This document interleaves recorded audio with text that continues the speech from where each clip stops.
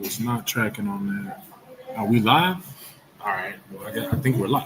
Yep, we live. All right. Hey, Shalom Yahweh Shem Yahushai Barakathum. To the brothers, Shalom Yahweh Shamar Ilathah Shem Yahushai. To the sisters, this is the ISUPK side of 1 West 125th Street, Harlem, New York, under Commander General Yana. Today is the Tuesday Brotherhood class, taught by Officer 500 Rock out here in Las Vegas. And with that said, let's give the Lord a hand. You understand? So today's topic, as the subject says, what we're going to be going over is how your holidays are pagan. You understand? If you're celebrating Christmas, or you celebrated Thanksgiving, or you celebrated Halloween, and whatever else holidays there is in between and outside of that, you understand? You are keeping a pagan tradition.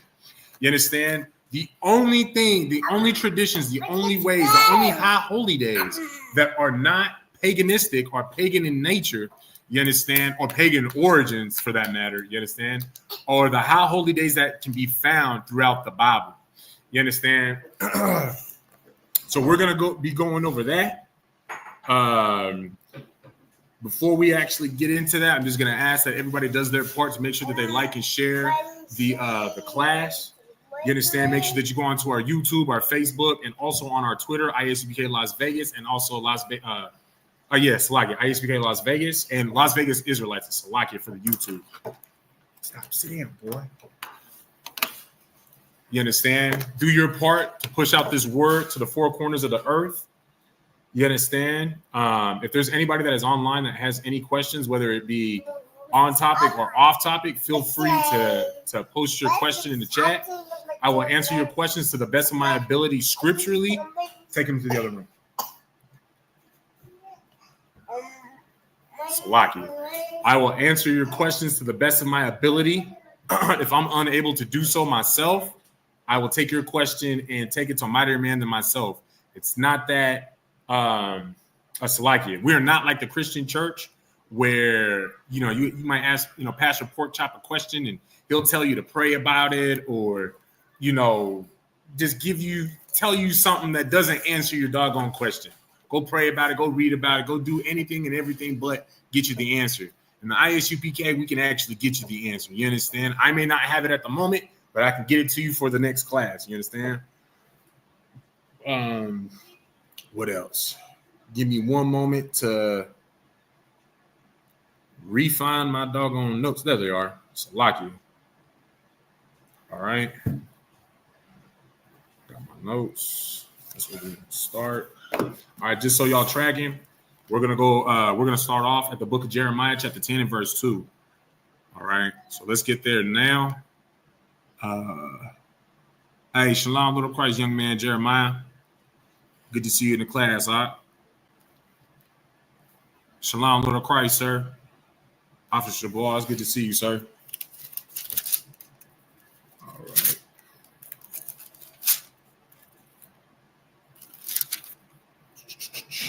All right, y'all just give me one moment. Salakia.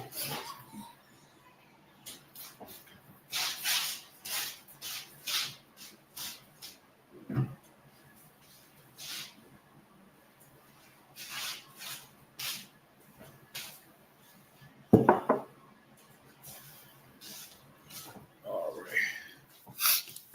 right, Salakia, y'all. All right.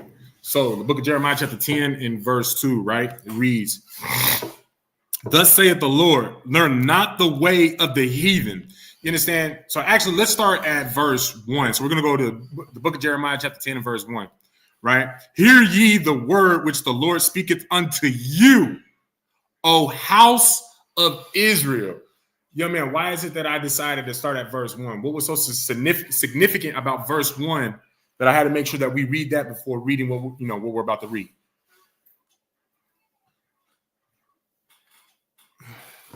Hey, Shalom, little Christ, a lot. It's good to see you in the class, man. Okay, I'll read it again. "Hear ye the word which the Lord speaketh unto you, O house of Israel." What is significant about that, Ratazai?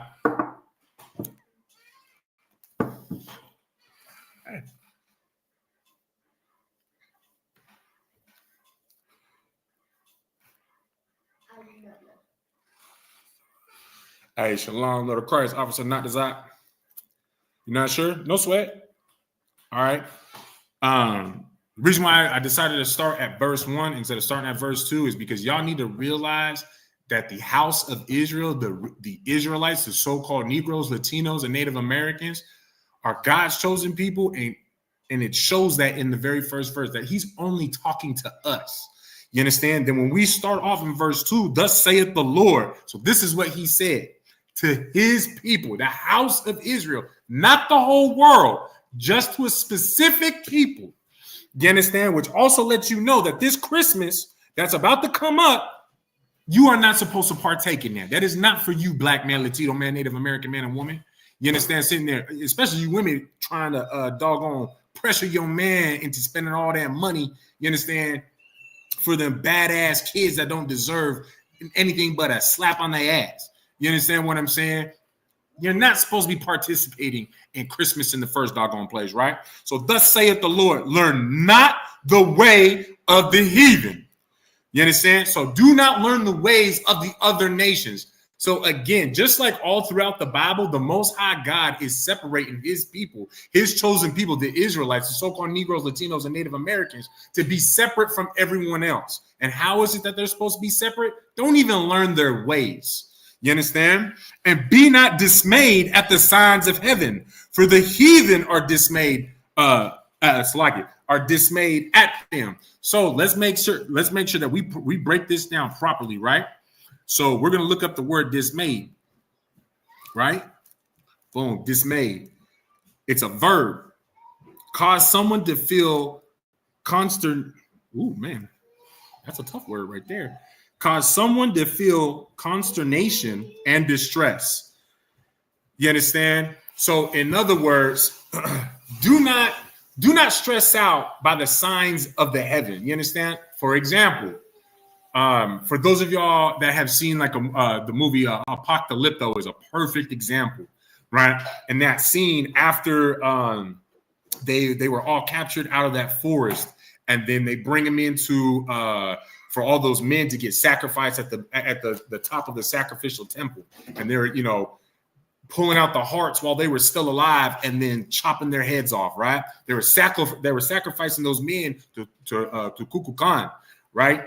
And then the moon got in front of the sun, and they had a solar eclipse, right? And everybody started freaking out, thought it was a big deal. And of course, the priest, to keep everybody calm, that high priest let everybody know, like he made a big speech, like as if he was talking to Kukulkan himself.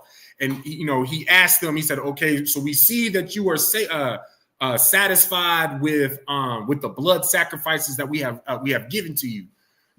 Show us your light again and show us that you are truly pleased." Something along those lines, right? And yes, just so y'all know, I have seen that movie a whole lot. That's one of my favorite movies. I'm a big favorite movie buff. So that is those are accurate lines right there, just so y'all know. I'm not just messing. But you understand, everybody started freaking out, including that priest, because they were dismayed at the signs of the heavens. You understand? And when you are being dismayed, when you get dismayed at the signs of the heavens, what does that cause you to do? That causes you to stress out. Okay. You're right. But what else does it cause you to do, though? More so on topic. What does it cause you to do? Or what could it cause you to do? And of course, those of y'all online, feel free to participate. Put your answers in the chat. The more that y'all participate in the class, the more that it also boosts our algorithm so that we can get these numbers up. All right, let's do our part to get all ISUPK classes, you understand, broadcasted and pretty much viral. You know what I'm saying? So what? It can make you take the ways of the heathen. It can make you take the ways of the heathen. Good job. Exactly. Great answer, right side. Give yourself a hand, son. It'll make you take the ways of the heathen because you're caught up in looking at everything else that everybody else is looking at.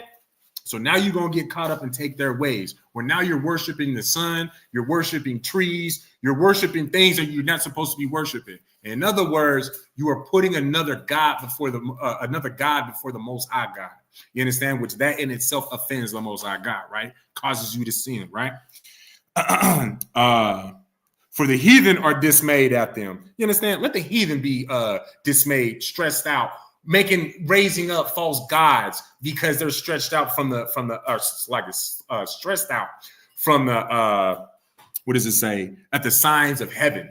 You understand?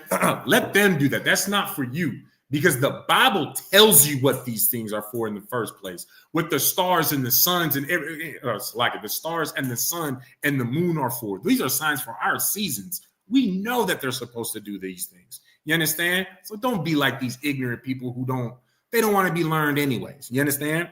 They want to do their own things, right? Verse 3, for the customs of the people are vain. Do you know what the word vain means? No. What do you think you should do? Man, I know you hear it damn near every day when these boys are listening to Elmo, and Elmo talks to that stupid phone. I don't remember her name. I think her name was Telly or something like that. What does Elmo on that phone say? When we learn something new, you what? You do happy dance then? No. You look it up. Look it up. You learn something new or you don't know what it is, you look it up. So let's look up the word vain. Meaning, it's an adjective. Having or showing an excessively high opinion of one's appearance. Oh, wait, that's not the one. There it is. Producing no result or useless. You understand? So when you do, for the customs of the people are vain. So the customs of the heathens are useless. They're pointless. They're doing it for, they're doing it for absolutely no reason. Why is it that they're doing it for no reason? They say that they are, we'll use Christmas, for example. They say they're celebrating Christmas. Why? Why is it that they're celebrating Christmas for no reason? They say it's Christ's birthday. Because they're not worshiping God. They're not worshiping the Most High. Exactly. And in fact, they're worshiping their the winter solstice from the Romans. It's a winter solstice pagan tradition. It's like it pagan custom. You understand? Where they keep the winter solstice. It's like a 2-week long celebration for them. We can do a thorough breakdown on that next class. Hey, Shalom, Lord of Christ, Natabalam, it's good to see you. Right? You understand?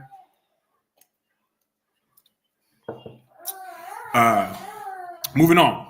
For one cutteth the tree out of the forest, the work of the hands of the workman with an axe.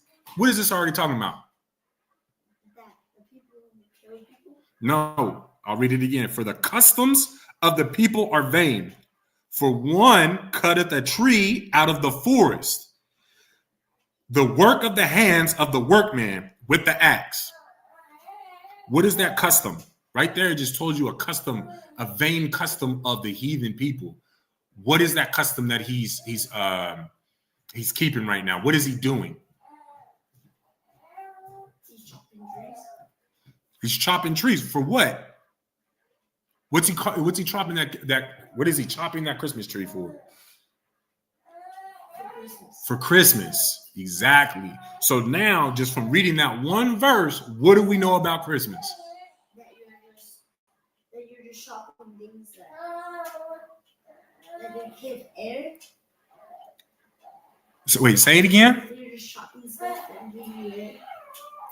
That give you air? Oh, oxygen. Okay, I see what you're saying. No, that's not what the issue is. How do you think we build our houses? We build them out of wood. That's not what the issue is. Why is he chopping that tree down? For Christmas. He's chopping it for Christmas. So this is a heathen man doing that. What does that tell you about Christmas? That Christmas is taking word from someone else's? No. That Christmas is pagan. It's the way of the heathen. This is their custom, right? Verse 4, they deck it with silver and with gold. They fasten it with nails and with hammers, that it move not. You understand? So now this is literally describing what these men do, what these heathen nations do to keep a custom. You understand, right? You understand what I'm saying? Now, this book right, is well over 2,000 years old. So they haven't been keeping Christmas for over 2,000 years. Matter of fact, let's look up and find out when Christmas officially became a holiday. When was Christmas first celebrated? The first recorded celebration of Christmas was on December 25th, 336 AD. So what you trying to tell me that these people, and this is, Salakia, in Rome. You understand? It happened in Rome. So you're trying to tell me that these people who took our culture and then renamed it, Salakia, and then renamed it, or not renamed it, but gave it another name as Roman Catholicism. Lottie, take him with you as well, please. Feed him, change his butt, see what he needs. We'll take him back there with you as well, please. The Romans, you understand, try to cover up our culture, who we were, by raising up Roman Catholicism. You understand what I'm saying? And it took them 336 years to do that. Like, is that, do that even sound like that makes sense? You understand? To all of a sudden, now we're going to remember Christ's birthday when you're not supposed to remember. You're not supposed to keep your birthdays and celebrate your birthdays in the first doggone place, because clearly they didn't read the book of Job, right? So you're trying to tell me that, like, come on, man, this book is that old? Come on, man. You understand what I'm saying? It's like, but yet they've been keeping this exact tradition all the way up into today. Just because it has, turn that off. Just because it has a different name doesn't mean it's something new. Just like what you read in the book of Ecclesiastes, right? That there's nothing new under the sun. Man, that also that doesn't only pertain to living creatures, like animals, plants, us, you know what I'm saying? It also, is speaking on the technology that we have, the purpose of that technology. You understand? Like recorded sound and motion picture movies. Salakia, that's how you say it. Motion picture movies. Those concepts have been around for, thousands of years. The ancient Egyptians knew how to record voice, knew how to record, moving pictures, and then display them as well on a bigger screen. You understand? These things aren't new, but yet they sure as hell have different names for today. They have different names today than they had yesterday, right? It's like in my tongue. Give me a glass of ice water, please. Mouth is dry, man. Tongue all tied, right? So these heathenistic ways, Christmas has been going on for thousands of years. You understand? And the Most High has been telling us not to partake in those ways since then, since always. You understand? Go lay down. Go lay down. Right? Verse 4, they deck it with silver and with gold. They fasten it with nails and with hammers that it move not. They are upright as the palm tree, but speak not. They must needs be born, because they cannot go, but be not afraid of them, for they cannot do evil. Neither also is it in them to do good. You understand? Man, these people think themselves upright as if they are the palm tree. You understand? While they're in the midst of conducting their wickedness. You understand what I'm saying? And in fact, the Most High even tells us, man, don't even trip about those people that are doing all that foolishness. You understand? Because at the end of the day, he's going to protect us from them so long as you are not conducting yourself like them. You understand? You are keeping yourself separate from these other nations, from those heathens. You understand? And part of it starts with not keeping their customs. You understand? Let's go ahead and drop that. Damn it, I lost my place in my notes. 1 second. Appreciate you.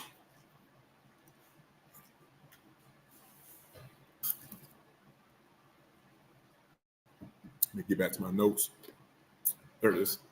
All right, so now we're going to drop that. We're going to go to the book of Matthew, chapter 15 and verse 9. 15 and 9.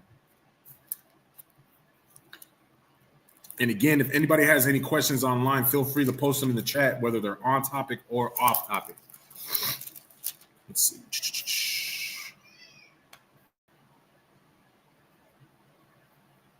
All right. So this is the book of Matthew, chapter 15 and verse 9, which is written in red.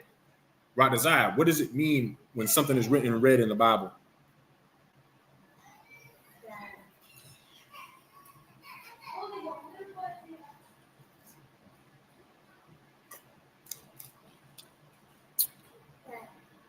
Hey, Shalom, Lord Christ, young man. Kev, it's good to see you in the class. All right.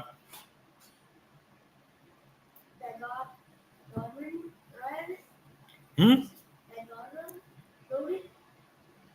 That God wrote it? No. When it's written in red, that means Yahweh Shamashiach, or as the world Englishly knows him as, is Jesus Christ in English. He's speaking. These are his words. So this is Christ's words right here, our King. Which means we all need to shut the hell up and listen, right? All right. So this is the book of Matthew, chapter 15 and verse 9. But in vain do they worship me. Now, remember, who's speaking again? Our God. Huh? Our God. No, Christ. Christ. We'll talk about that after class. Christ is not God, okay? This is our King, all right? So, but in vain do they worship me. So people try to say that they try to use that excuse that they're keeping Christmas because this is, remembering Christ's birthday. That's why, oh wait, you didn't go to Papa's house with me this weekend. How they'll have the nativity scene. That's where the birth of Christ, where they show the kings coming to bear gifts for the King of Kings, and you know what I'm saying. They'll try to keep that. They'll try to use that as an excuse as to why they keep Christmas, because it's for Jesus. It's Jesus's birthday, right? But in vain do they worship me. So the way that people are worshiping Christ is in vain. What does vain mean again? It's pointless. It's worthless. It's you're doing it for no reason. All right, that has no value. The work that you do for said thing has no value. Does that make sense? All right, read it on. Teaching for doctrines the commandments of men. You understand? So the way that they teach to worship, how did he say? Yeah, the ways that they teach to worship Christ is in vain, right? And I'm asking online as well. I want a quick response from y'all, right? You as well. Why is it in vain to worship Yahweh Shai? Why is he saying it's done in vain? Go ahead. Because it's not true. What's not true? That the day was his birthday. Okay, you're right. It's but don't focus so much on just that. All right. It starts off. It says, "But in vain do they worship me." But in vain they do worship me. Salaki. But in vain they do worship me. Doesn't mean God's standards, sir. Okay, you got to give me a little bit more than that. What do you mean by that, Halak? That it doesn't meet God's standards? Go ahead. That they're doing what he said not to do. Which is what? Which is celebrate birthdays and Christmas and Halloween. Okay, you're so freaking close. It's not even funny, and I'm really crossing my fingers, hoping and praying right now. Not crossing my fingers, but I am hoping and praying right now that you get the right answer before these men do online. Boy, I take a lot of pride in the work I put in on you. And you smart. What's the reason? What's the full reason to that? Now, y'all young men and troopers better not let this 9-year-old boy get the answer before y'all. Not his ways, his customs, his high holy days, sir. You don't mean it. Shalom to the crisis. They're not. Could it mean they were worshiping the wrong way? Because they don't read the Bible? Huh? They don't even read the I mean, Bible. clearly they don't read the Bible, but now I'm questioning if any of y'all read the Bible. Why is it? I'm going to read it one more time for y'all. I'm going to read it slow. I'm going to read it loud and slow. This is the book of Matthew, chapter 15, in verse 9, and reads, "But in vain they do worship me." That it's pointless. What's pointless? That it's pointless that they're worshiping him. Who? Who's him? He. Oh, Christ. Okay, it's pointless that they're worshiping Christ. Why do you say that? In what way? Because I say that because they don't take what they celebrate Christmas and birthdays. Isaiah. You was right there, man. And then you started talking about birthdays and Christmas. Okay. So. And they still haven't got it. So I'm gonna keep letting you take a stab at it, man. Okay, you say worshiping a false god, but we're not. All right. For time's sake, I'm gonna give y'all the answer. All right. Y'all do realize we're not supposed to worship Christ, right? Yahweh Shai the Mashiach is not God. He is not the Most High God. Y'all understand that, right? So for you to worship Christ, keep his birthday, which is not even his birthday in the first place, you understand? You're doing it in vain. You're trying to keep his birthday a holiday for Yahweh Shai when we're not supposed to do birthdays. That's not even his birthday. And you've risen Yahweh Shai up as a God. He is not a God. You understand? He is not the Most High God. That's what I should say. Salaki. He is not the Most High God. Y'all understand? Because just like as it was written, for ye are God, you find that in Psalms, right? We are a power, but we are not the Most High power. Does that make sense?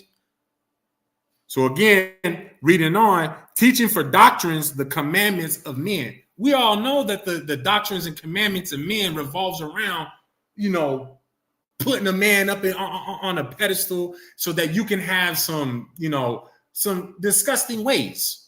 You understand? Like, for example, how they try to put Christ up on a pedestal with the commandments and doctrines of men by saying that it is our duty to be Christ-like. So we have to just love everybody and turn the other cheek. And the way that they break down turning the other cheek is if they slap you on one side, turn your cheek so they can slap you on the other, like as if Christ was some, I'm not sure what words I'm allowed to use right now on YouTube, but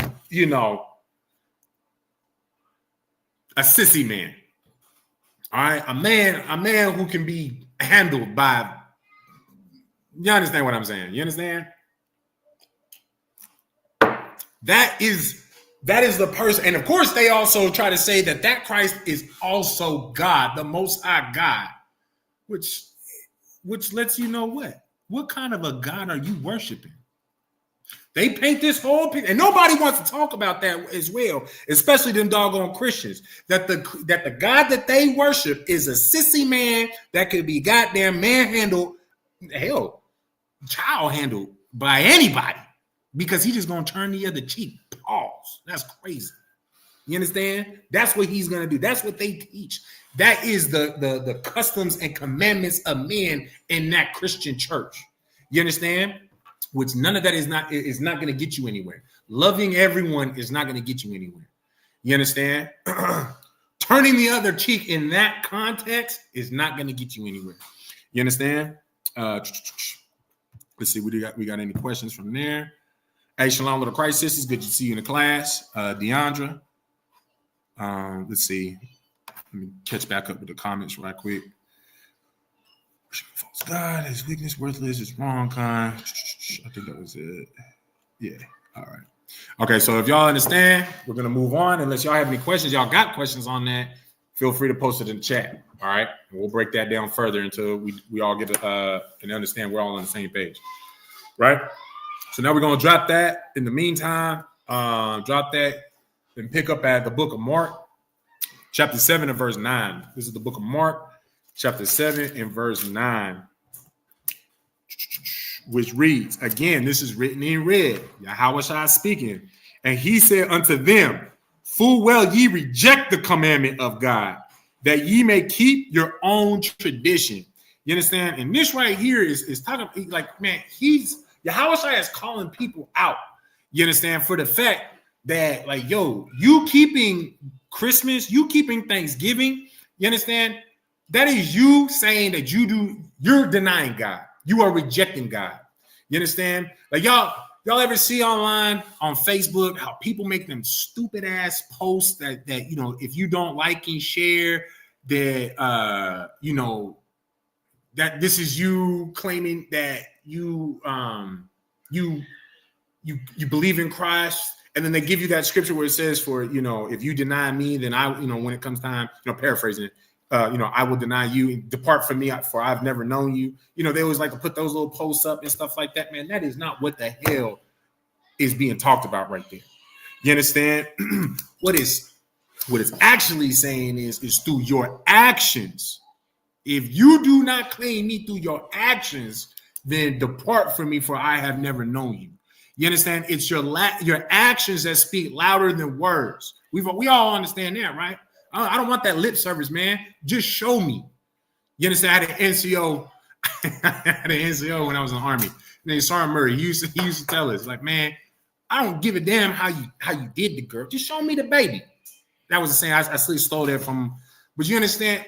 That simple as that. Just show me the baby. I don't care how you made it. Just show me the doggone baby. Actions. You understand? We don't want the words. We don't want wordplay. We want actions. Just like the Most High God. The Most High God doesn't want you to profess, you know, your love for Him with your lips. You understand? Is Jeremiah 3:19 a command? Okay, we'll get to that in a second. If you don't forgive, you will die. Like, I believe I said that. I ain't got my glasses, so bear with me. My reading ain't the best, and my hooked on phonics subscription is you know, blocked. I'm not the best reader, and I can barely see right now. But we'll get to that in a second. Most High in Christ, Leonard, the water for that. You understand? Where was I selected? Mark 7 and 9. Let's read it again. And he said unto them, full well ye reject the commandment of God, that ye may keep your own tradition.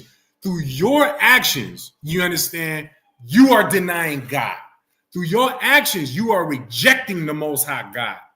So instead of you just sitting there thinking that, oh, the most that you have to do is just like and share some stupid ass Facebook posts just because they put some hurt-feeling, you know, little paragraph to go with the verse, and they have some heavenly background that just makes you gay. You understand? It's gay. All right, let's just call it for what it is. All right, them rainbow thieves, because they did steal the doggone rainbow. All right, as their doggone how you say logo. You understand? They can have that too. All right, that whole ideology, you can have all that nonsense as well. All right, you know that they white Jesus supports that in the first place. All right, it's only through you doing what does the Most High God know that you love Him. It's only through you doing what does Yahushua know that you stand with Him and the Lord. It's only through your actions. Yeah, what actions? What do you have to do to show that?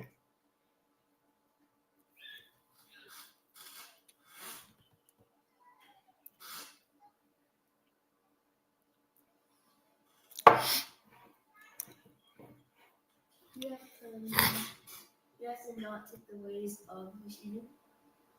You know what, man? Give yourself a hand. Give yourself a hand. Because that's an answer that's on topic. Excellent. Excellent. Because by default, if you don't take on the ways of the heathen, what are you doing? Bring me home, son. You worship Christ. No. If you do not take on the ways of the heathen, then by default, what are you doing?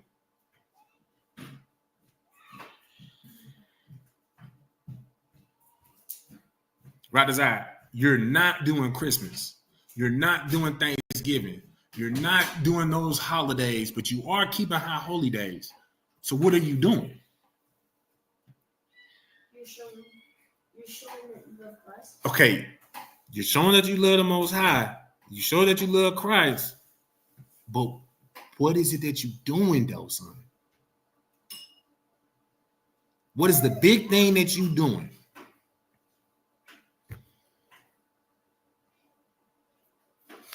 That you're following His commandments. Thank you. There we go. Give yourself a hand.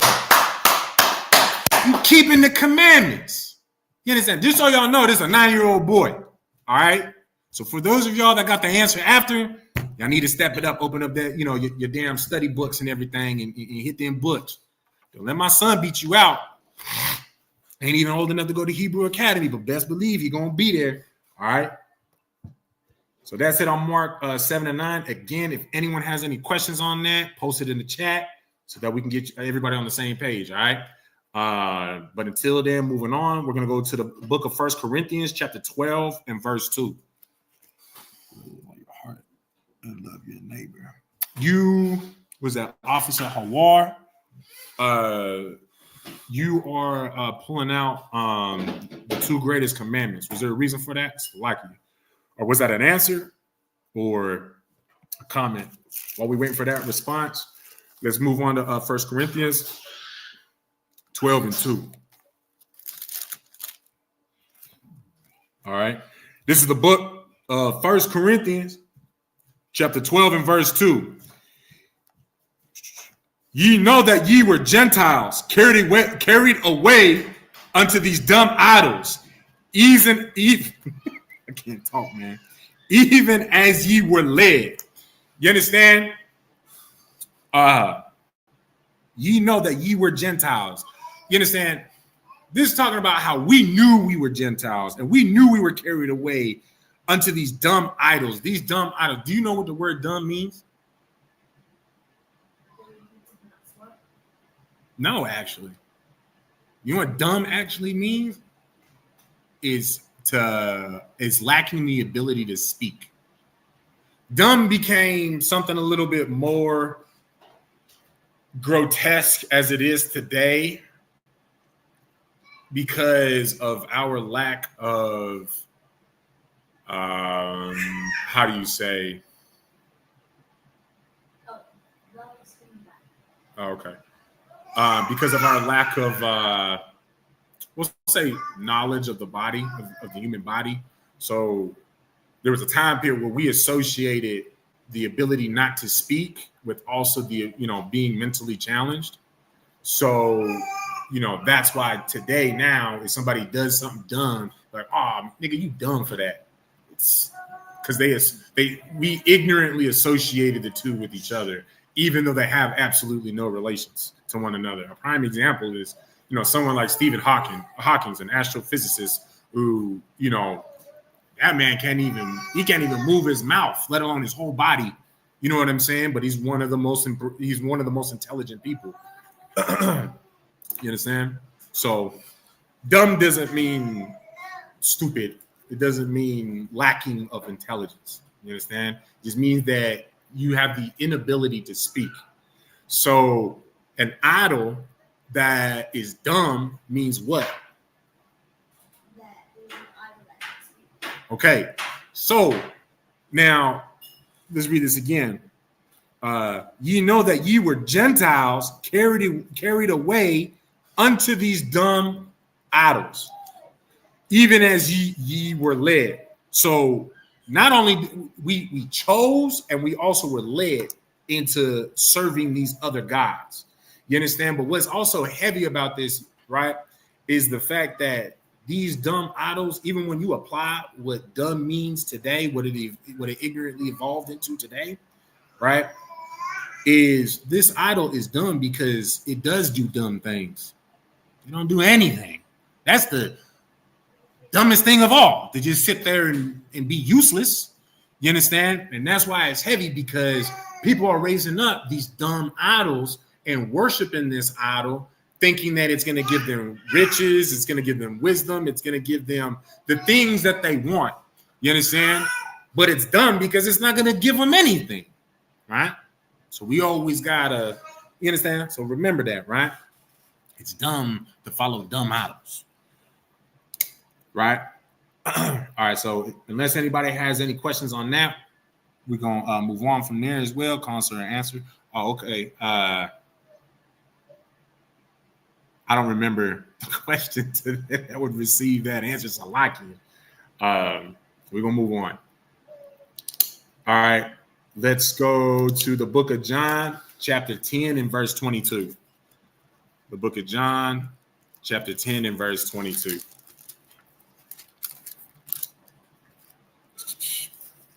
Right? And it was at Jerusalem. Oh, like it. This is the book of John, chapter 10 and verse 22. And it was at Jerusalem, the feast of the dedication, and it was winter. What is significant about this right there? Speak up.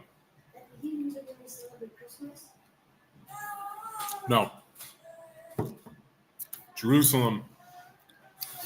This isn't talking about the heathens' practices. This right here is actually talking about the Israelites that did keep the customs, like Yahushua, right? Yahushua kept this custom. He kept the Feast of Dedication, which was in winter. So there is a custom to keep in the wintertime. What is the custom not to keep, and what is the custom to keep? I know it's dedication, I just can't say it. Yeah, you just said it. The custom to keep. The custom to keep is. You just said it. The Feast of Dedication. You said dedication. All you had to do was just say the Feast of Dedication. That's it. And actually, this year, the Feast of Dedication, just for some of y'all that may or may not be tracking on this, I believe Arizona is pushing alongside with Las Vegas. But, Lord allow, we all are able to push out to get caravan out to California on December 25th to keep the Feast of Dedication. Not Christmas. That's us keeping the Feast of Dedication. Just so happens it lands on the same day. But I think that's a great thing, because that allows us to keep our custom on top of that dirty, nasty ass custom. We prioritizing ourselves on their day, our ways where we have absolutely no choice but to do so. So, that's something that I like and appreciate for the Feast of Dedication being on that day today, is that we can completely, utterly forget or destroy Christmas on the day that we are commanded to do in the first place. You understand?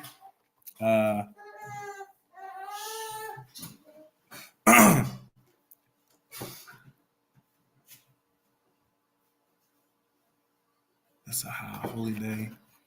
Black Dazzle, you said that's a high holy day is a question. Which one? That was at 1950, so that was 2 minutes ago. If you're talking about the high holy day being the Feast of Dedication, yes, that is a high holy day.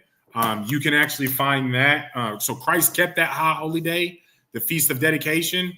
You can find that in the book of the Maccabees as to why, if you want to get the full story. But just like a quick Cliff Note version of the Maccabees. So basically, we started to allow the I believe it was the Greeks, if I remember correctly. I'm willing to bet on it as well. The Greeks, we allowed them to come into our temple and pretty much worship with us, and they pretty much took it all over, and then began pretty much fornicating and sacrificing like swine to or not to, but like on our altars, our sacrificial altars and stuff like that. So, completely and utterly just defiling our temples. And then so once the Maccabees rose up and said, we've had enough of this.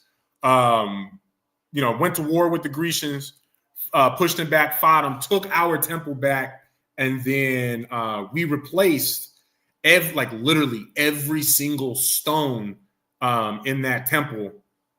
And okay, so you remember? Well, I'll finish the cliff note just for the sake of in case anybody else doesn't know.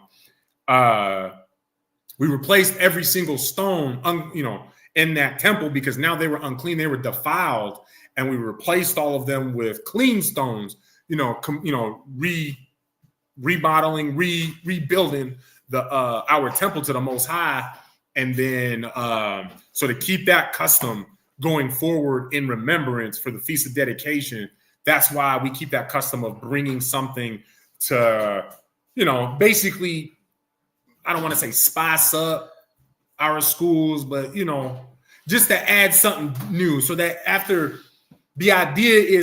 a set period of time, every set period of time, you basically have a new school because you're constantly, switching the stuff out, getting new stuff, keeping it up to date. You know what I'm saying? So that's our custom now, and that's what it came.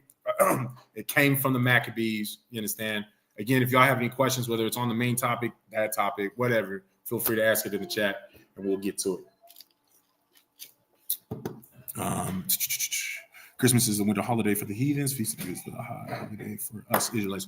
Leonard, you are right about that, but in reality, not reality. It's not about it being Christmas. What it actually is the winter solstice. You understand? And that came from I think it was the Grecians. I think it came from the Greeks. Yeah, because I think that was, what is his name? Baracus, I think. Oh, no, Baracus was the dude of alcohol. I can't remember. It was some winter solstice dude. Concert, I remember now for Wada, rededicating the school in a sense. If you want to use that, like rededicate, see, I wouldn't say rededicating necessarily. Maybe we'll go with rededicating because I can't think of a better word, but it seems like you understand the concept, so we'll say yeah. All right. Where were we? So Lakia. We went over the Feast of Dedication. All right. So now I'm going to show y'all another practice that that Yahushua had kept as well. So we're going to drop that, go to the book of Matthew, chapter 26 and verse 17. All right. So, of course, we hit a couple of scriptures to show y'all that, these ways, anything that is outside of following the customs and the law, statutes, and commandments that the Most High God has set for us, anything outside of that is the way of the heathen. You understand? So we got a couple of scriptures on that, right? So now y'all seeing that we're going to get some, we're getting those scriptures where we can see some of the, the customs that we are supposed to keep for our high holy days. You understand? Because we all know we ain't no boring people. Like, we want reasons to celebrate and whatnot. But the greatest thing about our high holy days versus them nasty ass holidays is that our high holy days always have a reason for celebration. And it's obvious. We don't even try to hide it. For example, like how they try to say, Thanksgiving is about us coming together. It's family. We give thanks. Whoop-de-whoop-de-whoop. And of course, we give thanks to the pilgrims for the work that they did. Okay, well, they pretty much leave it at that, especially today in 2024, right? Well, but in reality, what is Thanksgiving about? It's about celebrating the genocide that was committed on the Native Americans for the gain of those pilgrims. That's what it's about. You understand? So that the pilgrims can finally have,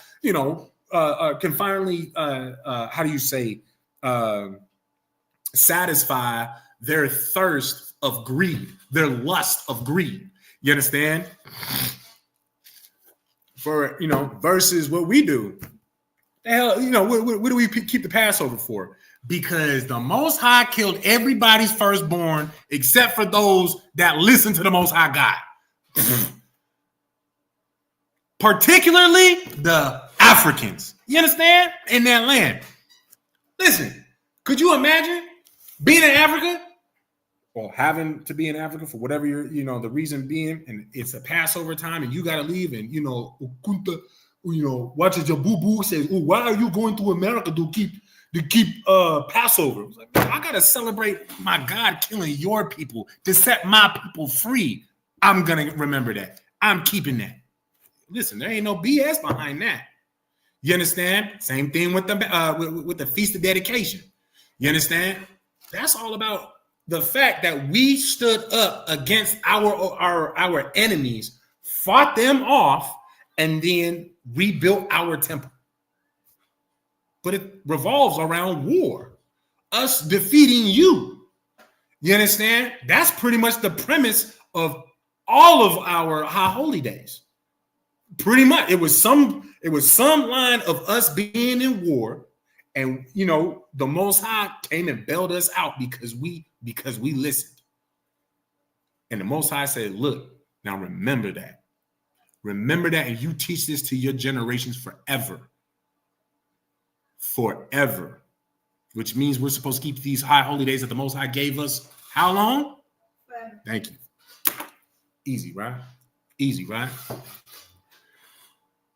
The book of Matthew, chapter 26, verse 17 reads, "Now the first day of the feast of unleavened bread, the disciples came to Yahushua, saying unto him, Where wilt thou that we prepare for thee to eat the Passover?"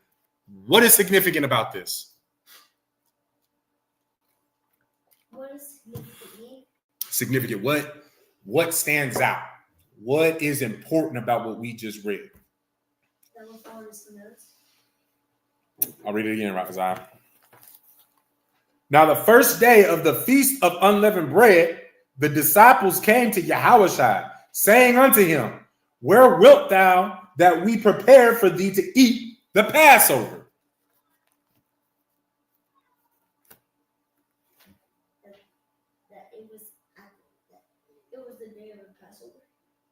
He keeps the Passover. Not the day of, but he keeps, Yahushua keeps the Passover. And he keeps the Feast of Unleavened Bread. So if we're supposed to be Christ-like, and this is a question for you dumbass Christians, if we're supposed to be Christ-like, when's the last time that you kept the Feast of Unleavened Bread? When's the last time that you keep the Feast of, when's the last time you kept the Passover? When's the last time you kept it? It was last year. Even though you didn't go last year, you still kept it. Remember, we got all the bread, all the leavened bread out the house and all that. You understand? Just because you didn't, I still went to represent you. It's okay. You still say that you went, though. You understand? Okay. All right. So when's the last time you kept the Passover? Last year. There you go, the last Passover. And when's the next time you're going to keep the Passover? This upcoming Passover. You understand? Seems like these people who try to call themselves like Christ ain't very much like Christ, though. I've never seen them keep the Passover. I've never heard of them, going on great treks to go keep the Passover, whether they were broke, rich, or in between. You understand? Christians don't keep the Passover. Christians don't follow after Christ. They do not have the ambition to be Christ-like. Mostly because they don't want to change themselves, and they want to keep. How do I say it? Say it. They want to keep their false traditions. Thank you. Give yourself a hand. That's perfect. That's excellent. Give yourself a hand. They want to keep their false traditions. What you should have said, their false idols, the commandments and ways of men. But you're right. You are still right. Their false idols begets all of that, because a false idol is what? Dumb. Okay, yeah, it's dumb. But no, but tell me what a false idol is. We haven't read it yet. Today. Okay. What's a false idol? It's anybody but who they're supposed to. It's anybody but who they're supposed to be worshiping. Like, You just say it's a false god. It's a false god. There you go. Excellent. You understand? It's just a false god. Simple as that. Short and sweet, right? Always remember, KISS. Keep it simple, stupid. Simple as that. Remember KISS, all right? Okay. So we all see that Christ kept the Passover. If you want to be like Christ, if you have the ambitions to walk in his path, walk in his steps, hey, you better get to celebrating the death and destruction of them African booty scratchers for the sake of your salvation. You understand? Be proud to tell it to a goddamn Akumba Boomba that, you know, I celebrate the death and destruction of your people for the sake of my people's salvation. You understand? And guess what? One day, we're going to have a high holy day for the death and destruction of America and Europe and all the nations of which Esau had. This oppression that we're in right now, this time that we're in right now, when we get our salvation from it, we will remember it for all time, for the death and destruction of all the other nations who kept us oppressed in this captivity. You understand? And of course, just like we do with the Passover, is the way that we're going to do with whatever that high holy day is going to be called. Take pride in the death and destruction of the heathens, people being killed and destroyed for the sake of our own people, the so-called Negroes, Latinos, and Native Americans. Christ's people, his favorite people, the Most High God's favorite people. You understand? All right, let's read on. Actually, no, we're going to go ahead and drop that. So I do want to finish these notes because I wanted to touch on Bella and the Dragon. Salaki, for those of y'all that have been watching me for a while, y'all know that Bella and the Dragon is my favorite book to read, especially during the heathens' holidays. You understand? Because the Bella and the Dragon is one book, and it just cuts every single freaking religion, every single false idol. You understand? So let's read these last two, and then we'll get on that, right? So go ahead and drop that. Or Salaki, if anybody had any questions on the book of, what was that? Matthew 26, in verse 17. If you have any questions on that, to get on the same page, feel free to post it in the chat. We'll get you on the same page, right? Moving on, drop that. Go to the book of 1 Corinthians chapter 8 and verse 4.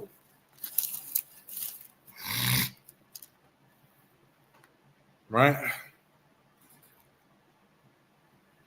This is the book of 1 Corinthians chapter 8 and verse 4. As concerning, therefore, the eating of those things that are offered in sacrifice unto idols, we know that an idol is nothing in the world, and that there is none other God but one. Hold on one second. I think I might have to go to verse 1.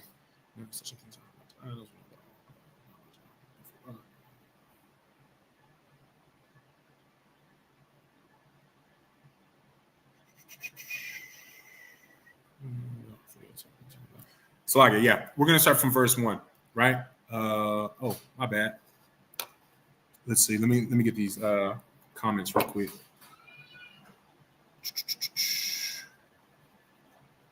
Makes sense, right? Answer that. It was the first day of the holy day. God with the Lord called.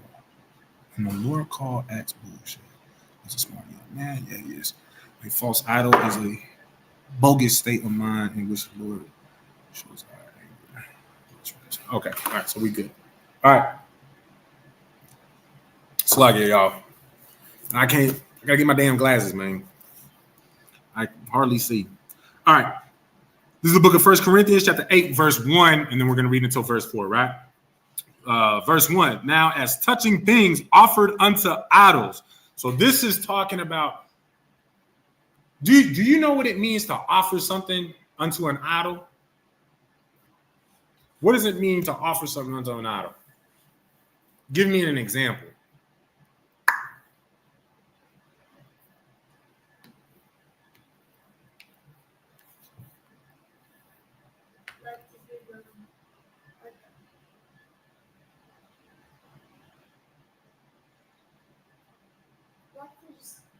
Something, and if they, I just can't pronounce it. What? So give them something.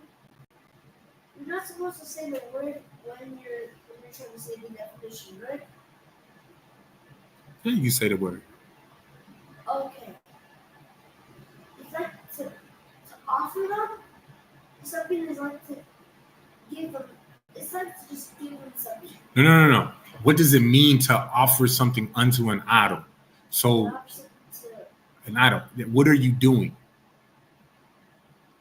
What does it mean to give something to an idol? So like this, you know that the Christmas tree is an idol? That's an idol, right? And part of that custom is to put what under a Christmas tree? Are you even old enough to remember Christmas? All I know about it is that you just put present under it. Okay, there you go. You're giving the tree presents. That's an offer because the tree is an idol. And so you're giving it a present. Now, how is that an offer? Well, you understand? Because you have to sacrifice your finances, your time, so that you're able to obtain that gift that you're presenting to that idol. You understand? It's just the same as like when people, like the Chinese, they have these really fat Buddhas where if you rub his belly and then I think you rub his belly and I think you're supposed to give him money and it's supposed to give you wealth. And they also have like a lucky cat that you give it money and then it's supposed to give you wealth. So you're sacrificing your offerings unto these idols that don't do anything. You have a question? So it's like that thing where you can find that Chinese restaurants where you get money and you just put it on it. Like you seen the white cat that goes like this? And then you put money in his mouth or on a plate or whatever? That's an idol. And when you give it money, you're giving an offering to it. Because when you give the offering to it, it's going to make you believe because it's not real. It's not going to really happen. But when you give it money or rub his belly or do whatever stupid tradition that you do, that is in. Come on. I know you know the word. I know you remember it. You're doing it for no reason. Huh? You're doing it for no reason. So what's the word? Is it dumb? Vain. Vain. It's in vain. You're doing it in vain. You're sacrificing your finances so that you can get more finances just to be losing your finances. That's all that happens, right? Ooh, I gotta sneeze. Hold on. God damn it. All right. So now as touching things offered unto idols. So now right here he's saying, now we're gonna talk about the things that y'all offering to idols, right? We know that we all have knowledge. Knowledge puffeth up, but charity edifieth.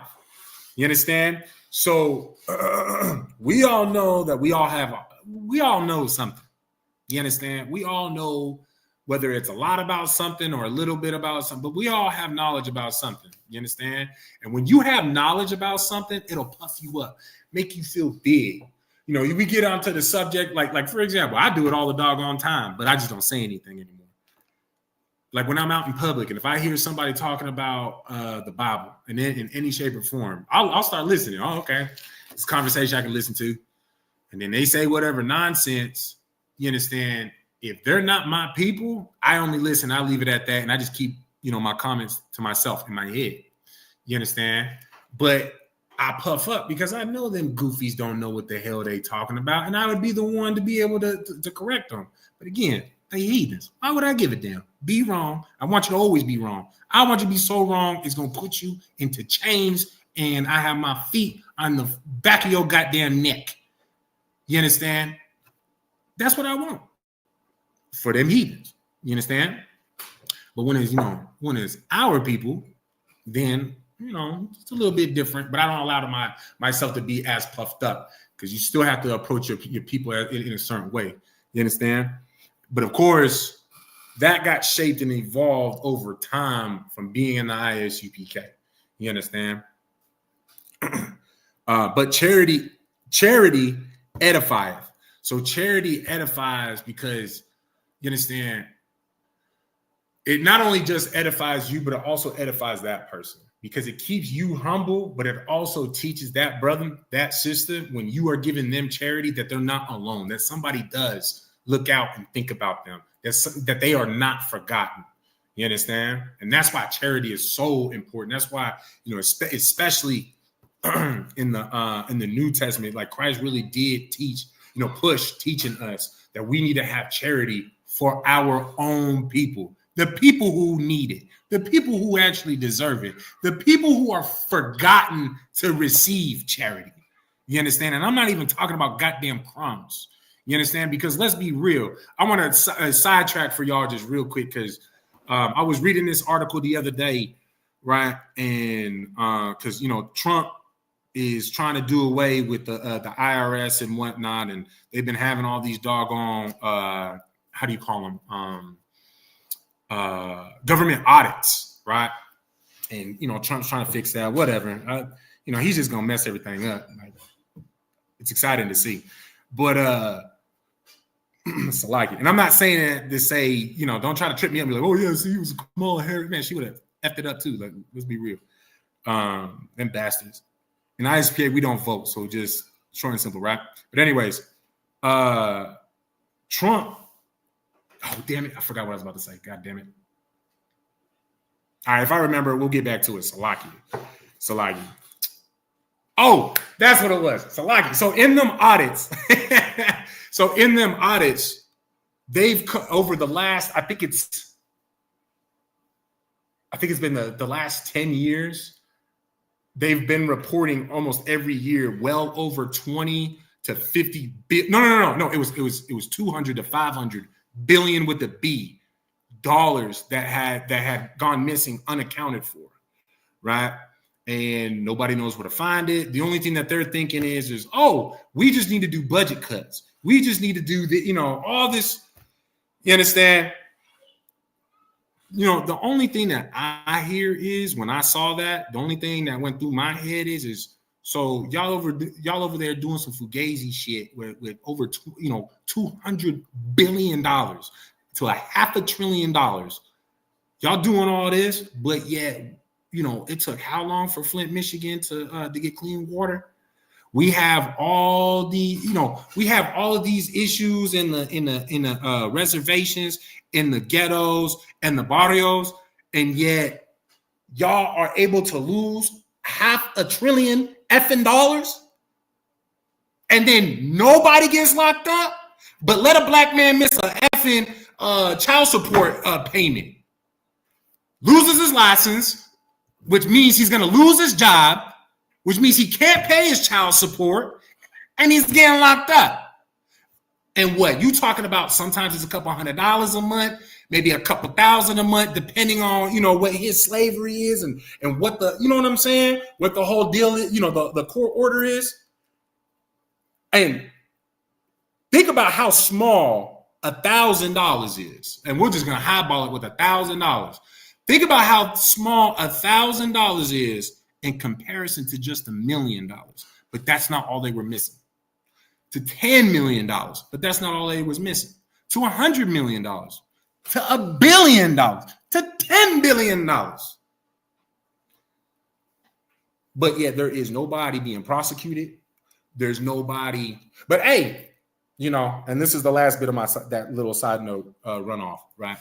But hey, come January, is it the 20th or the 25th or whatever, when he gets inaugurated, he plans on he plans on whatchamacallit, all them people from January 6th who stormed the Capitol on January 6th. He's gonna pardon all them people. He's going to do what he can to keep them from being prosecuted. Man, Salaki. All right, let's get back on it, right? Verse 2. And if any man think that he knoweth anything, he knoweth nothing, yet as he ought to know. Ooh, that's heavy right there. You understand? You only know as much as what you are supposed to know in the first doggone place. You understand? Not everybody, no matter how many times you read this Bible, not everybody is going to be as smooth with it as, Commander General Yohana, General Mahim, and Captain Tazariak. You understand what I'm saying? Not everybody's going to have those same abilities, even though they might put in the same work. Because not everything that is for Captain Tazariak is going to be for you. Just like that, not everything for you is going to be for me. You understand? Making an altar with food to worship another god. Okay, he must be behind. Read it on. Verse 3, but if any man love God, the same is known of him. How is it known? If you love God, how is it known? But if any man love God, the same is known of him. How is it known that somebody loves God, Radazai? They follow the command. It's simple. Actions. It's your actions, right? And remember, this is out the Bible. So if any time that you notice that I'm saying something when it's me and you get yelled at, chewed out, it sounds like I say a lot of the stuff out of the Bible, huh? I just put it in my own words, huh? Listen, man, this is the real wisdom and knowledge, huh? Right? So verse 4, as concerning therefore the eating of those things that are offered in sacrifice unto idols, we know that an idol is nothing in the world and that there is none other God but one. You understand? Now, with all of this in a nutshell, when you summarize these 4 verses in a nutshell, right? Breaking this down, this lets you know that some people will believe in these false idols. You understand? By you keeping just the smallest bit of a tradition, of a tradition that you're not supposed to keep. You understand? Because especially for those of y'all, God damn, man, I'm about to cut my hair off. For those of y'all that are priests and prophets of the Lord, of course, you know that you're not supposed to, keep these customs of the heathens. But you got to also look at the small things that you are also doing that for some people, it might be enough for them to get tripped up over. And a perfect example of that is, like on Thanksgiving, oh, why don't you just, I'll just go over there and just eat and that's it. I'm not going to pray with them. I'm not going to do the whole, I'm going to give thanks for this. And, I'm only going to eat. What you got to understand, man, is sometimes that's also enough. You understand? And we will all be given that knowledge to be able to, to know, like I said, just enough to keep somebody else from following. You understand? You might not be, meant to be some great captain or whatever, but you could be a great, whatever rank that you are. And whatever rank that you are, man, be the greatest at that. And always remember, never let go of the knowledge that you was given. You understand? To keep others from falling, but also to be able to pull them out of that world. Yeah, does that make sense to y'all? Y'all let me know if that makes sense. Because I know when this was broken down to me, I was, scratching my head a little bit like, man, that was a bit much. You understand? You understand? I ain't getting no responses, so I'm assuming that everybody's good on that. All right. Let's go ahead and drop that down. Let's go ahead and drop that. Let's go to the book of 1 Corinthians chapter 9. Chapter 10 and verse 19. Where's that?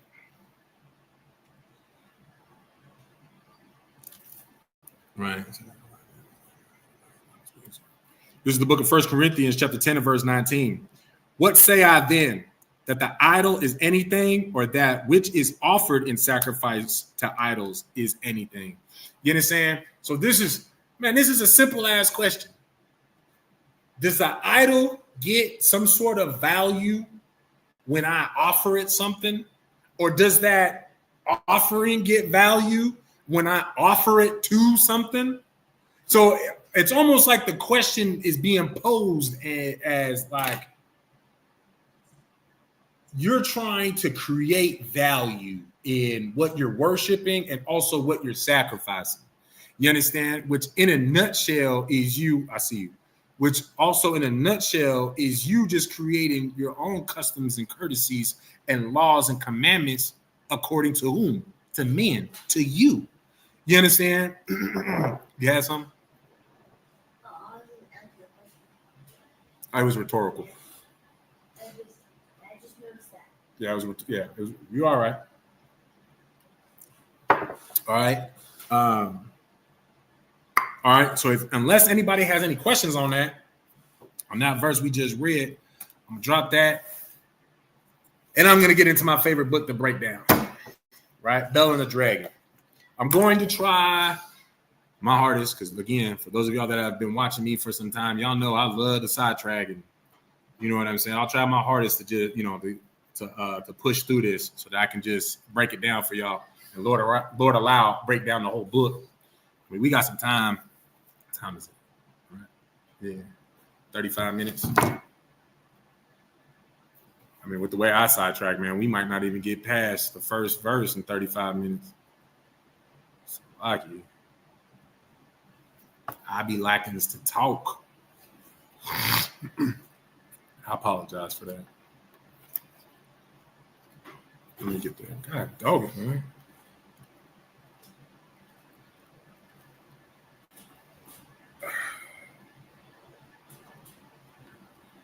I thought it was where?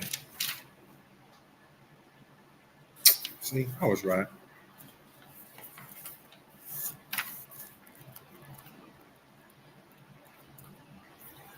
In the meantime, if anybody has any questions they want to pose in the class, feel free to do so on or off topic, just as a reminder.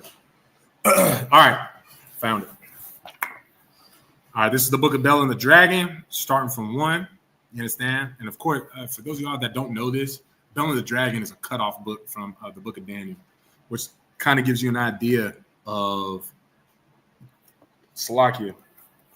It gives you a little bit more of an idea of the manipulation tactic, I think I'll say, that Esau used to hide your identity, Black, Latino, and Native American man and woman. You understand? These books really point out the books from the Apocrypha, Salaki, really help point out the division that God set.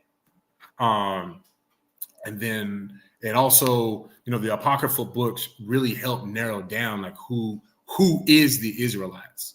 You know what I'm saying? And then also it helps you with discovering who Esau is as well. If you read Book of Second Esdras, where it goes in talking about, how the Native Americans knew how to get over here and whatnot. And then you read, Salaki. See, there I go again, sidetracking.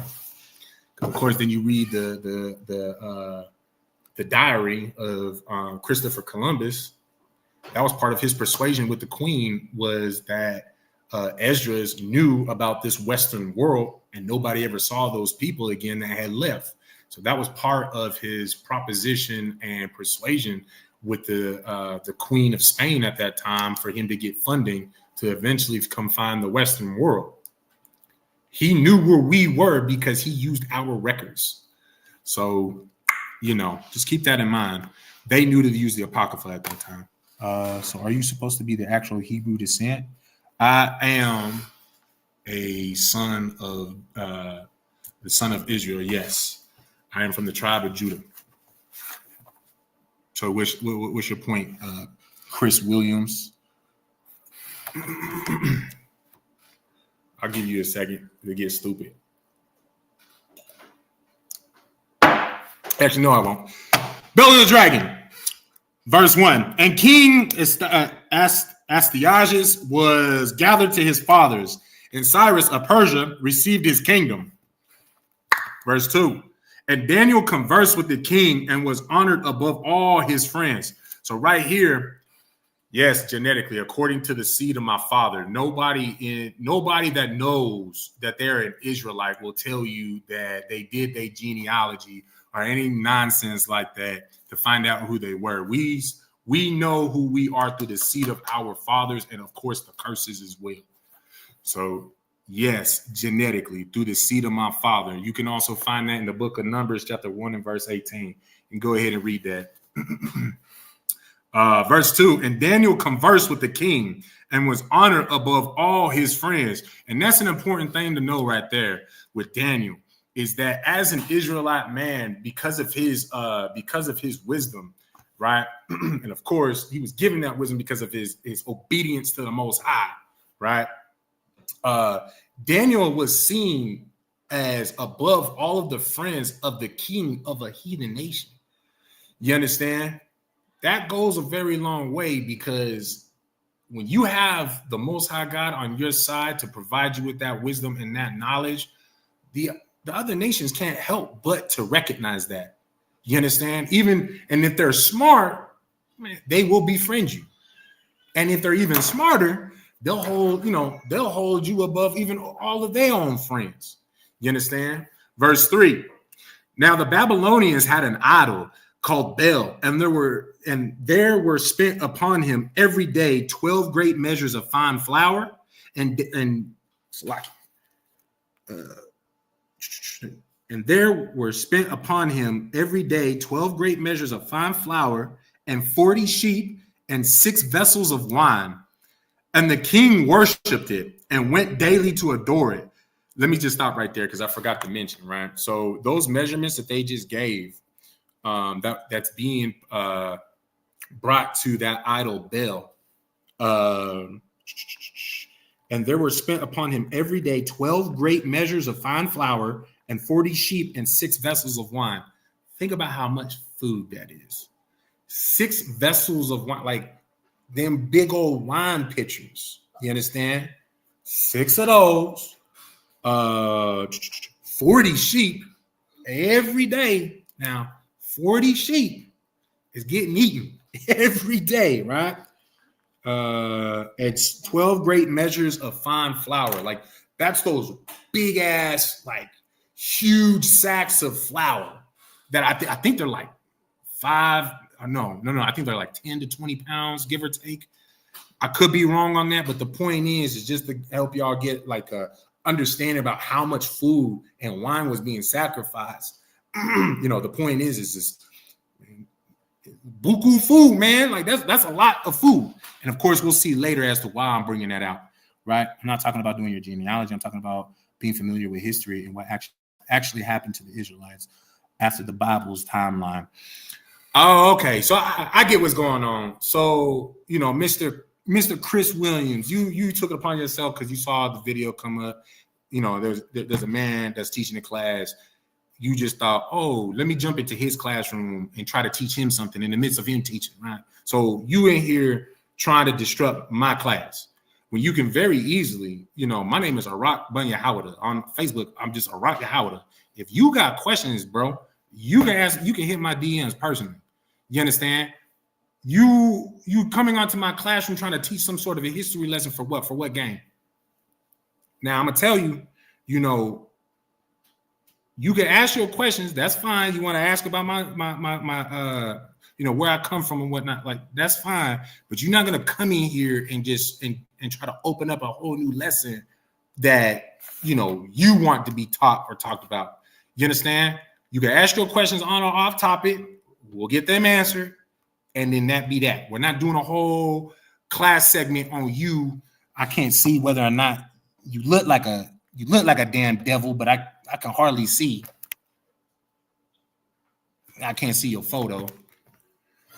But if you're not a devil, I'll apologize. But you know what?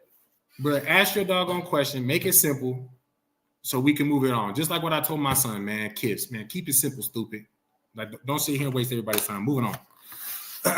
Right?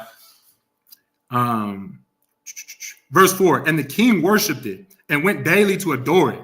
But Daniel worshipped his own God. And the king said unto him, why dost not thou worship Baal? Who answered and said, because I may not worship idols made with hands, but the living God, who hath created the heaven and the earth, and has sovereignty over all flesh. Daniel was letting you know, and this is something that we all have to know as well for ourselves, right? For them goofy ass Christians that be out there wearing, the cross, you know what I'm saying? Man, those are things that are risen up by the hands of men. All right. And we're not, anything that's risen up by the hands of men is not supposed to be worshiped at all. You understand? And I always thought it was so crazy how people will see that the Most High God says that you're not supposed to worship, you're not supposed to rise up an idol. You're not supposed to worship an idol. You're not supposed to make things of things that you've never seen, like how we're not supposed to try to depict the Most High God's image. We're not supposed to, draw heaven. We're not even supposed to draw the Leviathan. Y'all know that? We're not even supposed to even draw the creatures of the depth. You understand? So why is it that people make all those, those photos about heaven and, you know what I'm saying? Let alone, like the Christian cross. Why would you even try to raise that up to be an idol you wear around your neck?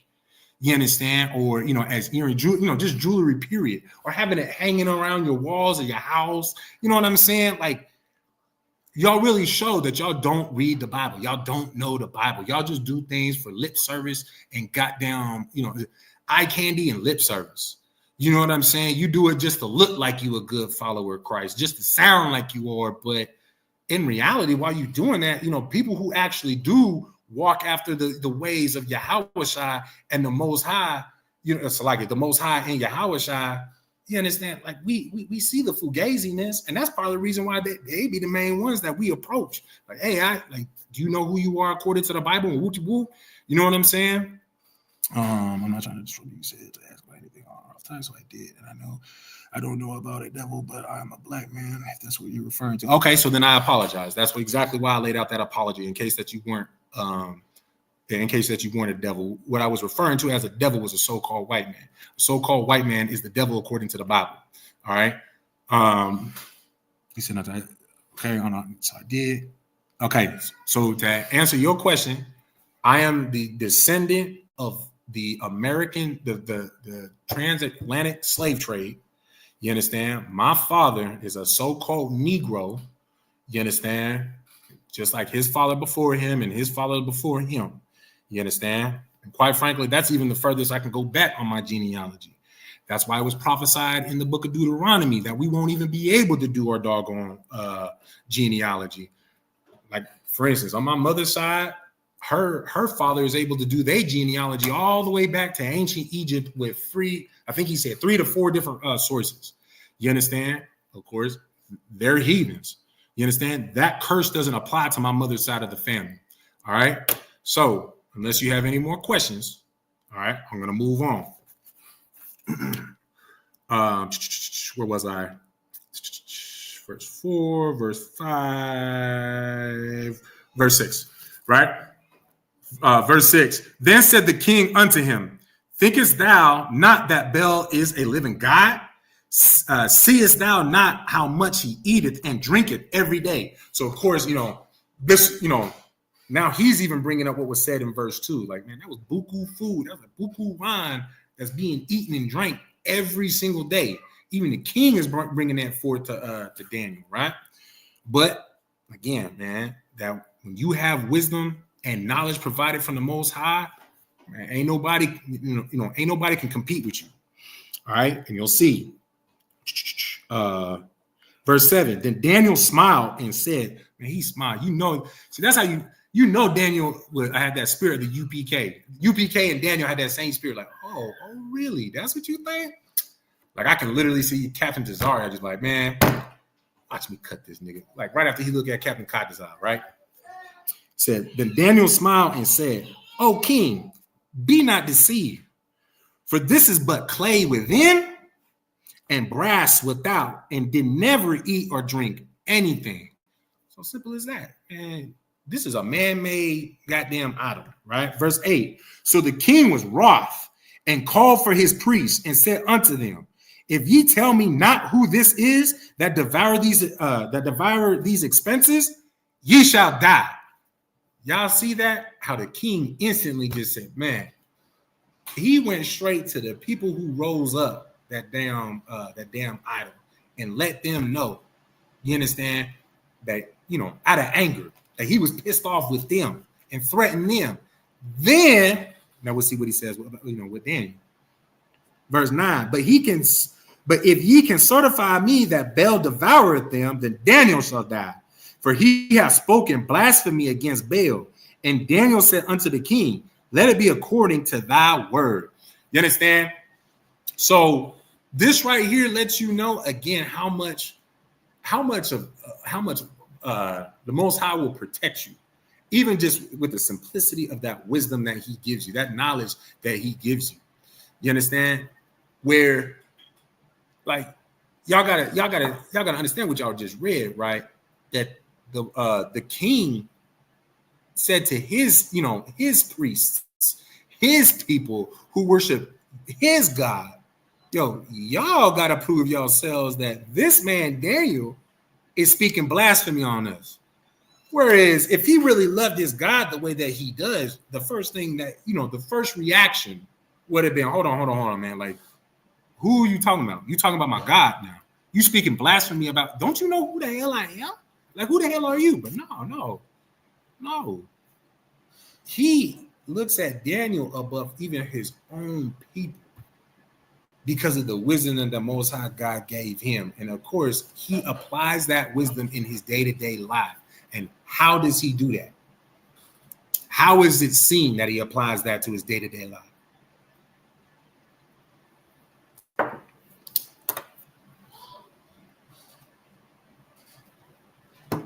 Real simple.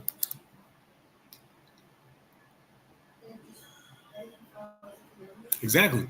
Daniel follows the law, statutes, and commandments. Simple as that. You understand? And so he knows.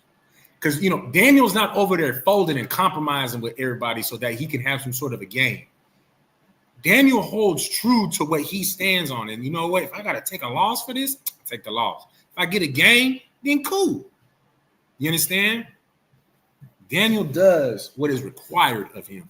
And what is required of him is to be obedient unto the Most High God. You understand? And everybody, and that is a lesson for all of you young men and troopers out there that is watching this. You understand? Everybody is watching you, whether you recognize it or not. You understand? And while you conducting yourself in a way after the Most High God had told you to, man, everybody's going to know that. Everybody's going to see that. You don't have to sit there and profess with your mouth that you love the Most High God. You profess with your actions. You understand? Moving on. But if ye can sort of, verse 10, now the priests of Baal were 70. So that's 70. That's 70 people. Every score, just so that y'all know, every score is 20. Whenever you read in the Bible tells you about, there was 3 score. Every score is 20, right? Now the priests of Baal were 70, besides their wives and children. So there was 70 priests, right? And then their wives and children. And the king went with Daniel into the temple of Baal. So again, make sure that y'all remember verse 3, all that food, right? Now the priests of Baal, it's like verse 11. So Baal's priest said, lo, we go out, but thou, O king, set on the meat and make ready the wine and shut the door fast. Seal it with thine own signet. And tomorrow when thou comest in, if thou findest not that Baal hath eaten up all, we will suffer death. Or else Daniel, that speaketh falsely against us.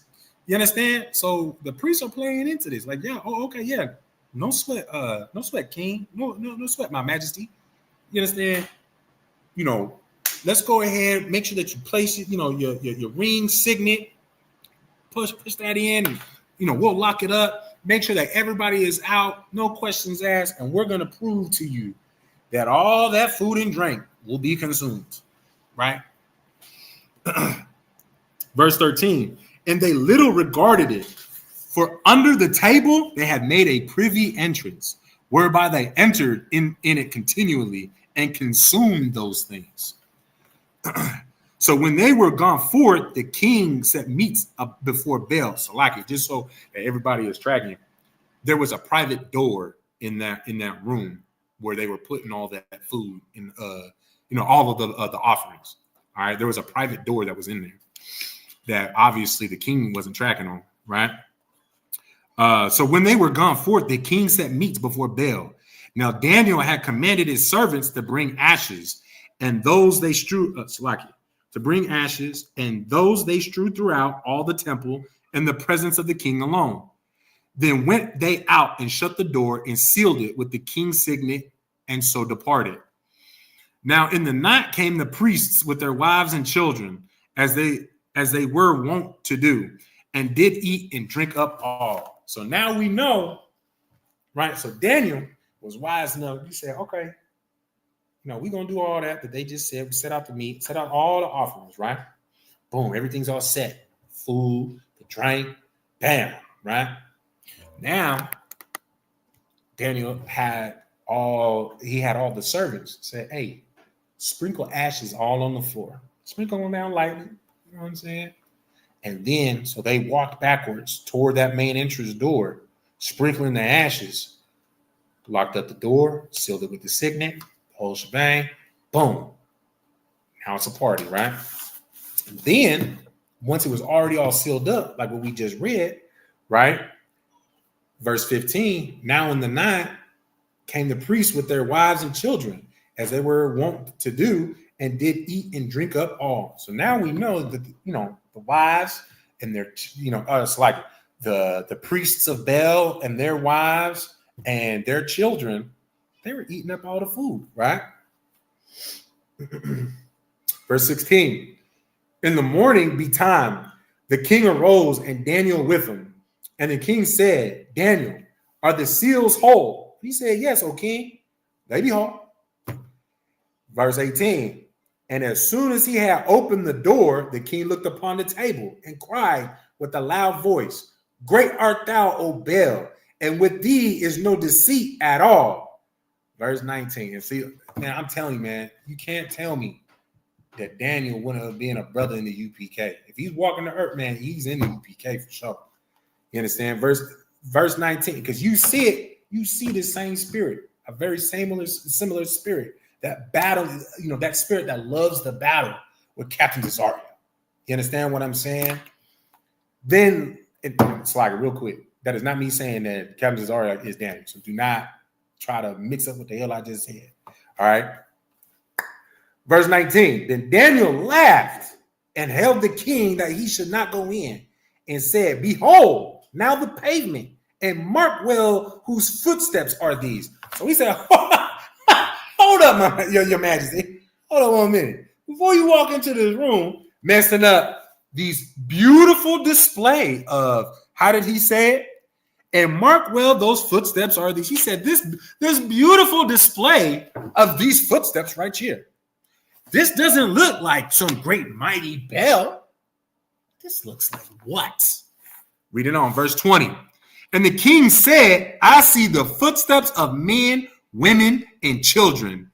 And then the king was angry. So he saw, he didn't see some big ass feet of this big old creature, Bell, that Daniel had told him yesterday. Hey, man, this is just made out of clay and iron. Some men made this. Like, this shit fake. You tripping, dude. Nah. No, he didn't see those feet. He saw the feet of men, women, and children. He saw that they bamboozled his ass.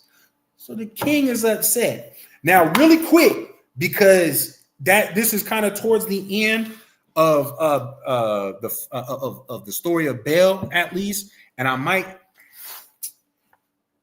think we got time to read the story of the dragon as well. If you guys are quick enough with this answer, right?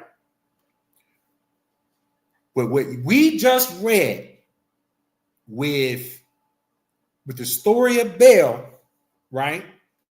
What we just read, where the door was locked, there was food and some drink left out, it got eaten in the middle of the night, and then you wake up in the morning excited to see what happened, and it was all gone.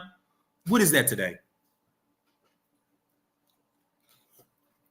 Who can tell me what that was? Tell me, I want to know the holiday, and then tell me what that tradition is to that holiday that we just read right here. Go ahead. Hanukkah? No, not Hanukkah. Hanukkah, actually, and I believe it's actually pronounced Hanukkah. It's Hanukkah. Hanukkah is what them fake Jews call it. Hanukkah that's the Feast of Dedication. That's what Hanukkah is. Boom. Right on it. There you go. Was it Black Dazzle? You understand? I'm gonna put your response up because I can actually see it a little bit better. No, I can't. Usually it's bigger than that. Pause. But it says Christmas, Santa Claus eating cookies. You put the milk and cookies out. You tell the kids this big old bullshit story about how if you're good and you go to sleep right now, Santa Claus will come in the middle of the night, lay out your presents, and to let you know that he was there, he ate all your cookies and drank your milk. I don't know how is I want to know if Santa Claus is on Ozempic or not, because ain't no way in hell that white man ain't got effing diabetes. That's crazy. You know what I'm saying? You talking about all over the world, and we ain't got no chimney here, so I don't know how that. The only way he get in here is with a goddamn shotgun around right to his chest. That's the only way he get in here. I'm just lucky because we ain't got no chimney. It's lucky, right? But so yeah, the story of Belle, and this is what I'm saying with Belle and the Dragon. With during the holiday season, man, like you really see the parallel comparisons between the customs that we're keeping today are no different than what we were keeping yesterday. You know what I'm saying? And as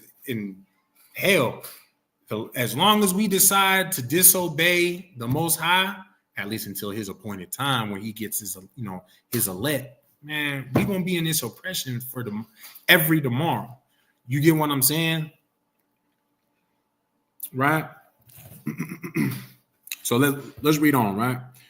And the king said, I see the footsteps of men, women, and children, and then the king was angry. So hold on, let me just check the time real quick. All right, we got 10 minutes.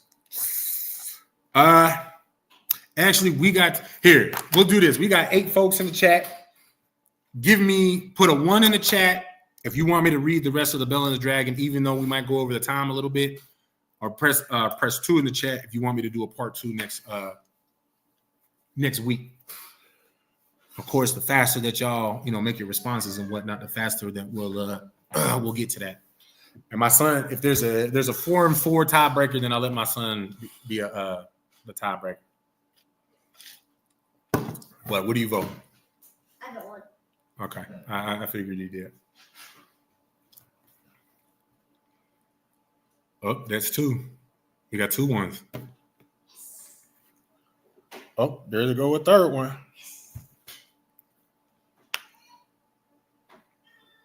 All right, don't do that. That hashtag preach, don't do that.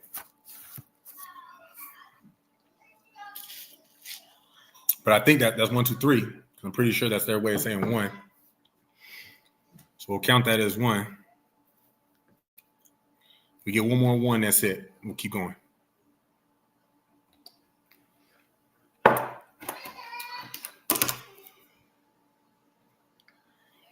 Yeah, like I said, it was 1. So you keep going? All right, there we go. Majority rule. All right. Verse 21. See, y'all see that democracy it's not a sin. You understand? That was is that the word to say a democratic way? That was a democratic resolution? I think so. Yeah, it is a democratic resolution. There's nothing wrong with what we just did. You understand that, right? Just in case anybody had any questions about whether or not voting was unlawful or not. It's only unlawful to put someone of another nation over you, just so that y'all know. All right, moving on. Verse 21. And so the king was angry, verse 21, and took the priests with their wives and children, who showed him the privy doors where they came in, and consumed such thing as they were upon the table. So, man, he even grabbed them asses by the back of their neck. Man. Look at this shit, you liar. Oh, I thought you had a question. All right. Verse 22, therefore the king slew them and delivered Bel into Daniel's power, who destroyed him and the temple. You understand? Hey, at least the king was a man of his word, man. Got rid of them nasty, disgusting, deceiving ass people. You understand? Which the crazy thing is, that's actually a very similar way to how the Most High had dealt with us. In the book of, I think that was Numbers.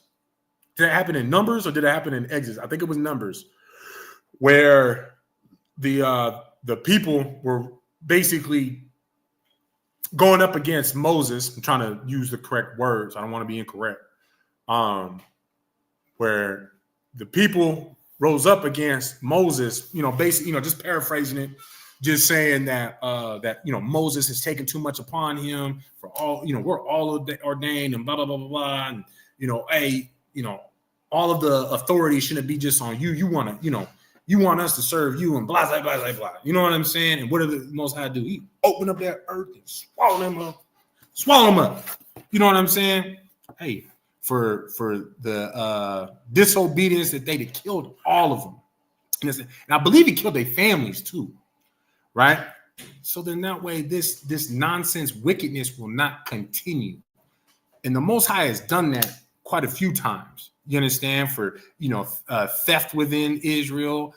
And again, that scenario as well. So their judgment, even though that the king executed that judgment, man, listen, who persuaded it. Who moved him in that direction. You understand? Because that's how the Most High would, that's how the Most High would have handled it. You understand? Moving on. Verse 23. And in that same place there was a great dragon.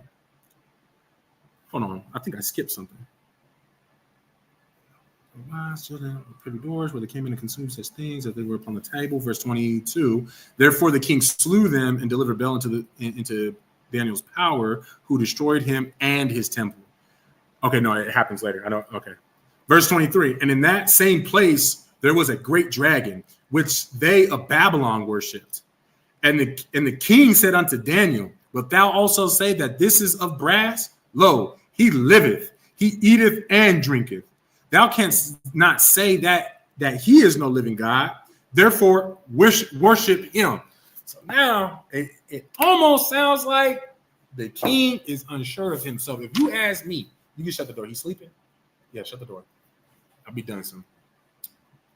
If you ask me, this sounds like the king is unsure of what he is worshiping, what he believes in. Because, hell, look at what just happened to Baal. You understand what I'm saying? So now he's like, hold on. You going to prove that this one's not alive too? Well, deep down the king is like, I want to see this. Shit. You know what I'm saying? Therefore, worship him. Then said Daniel unto the king, I will worship the Lord my God, for he is the living God. But give me leave, O king, and I shall slay this dragon without sword or staff. The king said, I give thee leave. So Daniel asked for, he asked for leave so that he can leave the palace, he can leave the land. Something similar to like how in the military, you got to ask for permission to leave the presence of the military base.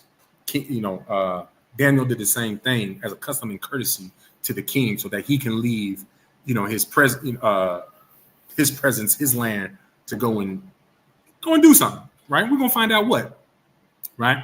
Verse 27, then Daniel took pitch and fat and hair and did sieve them together and made lumps thereof. This he put in the dragon's mouth. So the dragon burst in sunder. And Daniel said, lo, these are the gods ye worship. So what Daniel did was he got some pitch. Pitch is like this type of, it's like this tar. It's like really sticky substance, right? And then he took fat. So the pitch and the fat, I believe the way that it works, because this is actually, he made a bomb. Right? Yeah, he made a bomb. That's what this is a bomb. So the pitch is this tar that can get to really, really high, really high temperatures. And then the fat that you put in there as well, when you mix them together, it makes that the fat get to a higher temperature because fat burns a certain way. All right. And then the tar actually helps it burn longer as well. Where's it at? Hold on. Pitch, fat, and hair. The hair is to help light it, right? Because like I said, it burns at a higher temperature, so it takes a little bit more, like what you could call tinder, something that's extremely flammable to actually light the pitch, right? And so then he seed them all together, and he made a bomb, and then he put that bomb inside of the dragon's mouth, and then it said, and did see them together and made lumps thereof. This he put in the dragon's mouth, and so the dragon burst in sunder. To burst in, what does sunder mean? Think about the context. If it burnt, he made a bomb, Ratazai. Then he put it inside of the dragon's mouth, the statue's mouth. And then it said it burst in sunder. What do you think the word sunder means? Yeah, it blew up. It blew up, but what does sunder mean?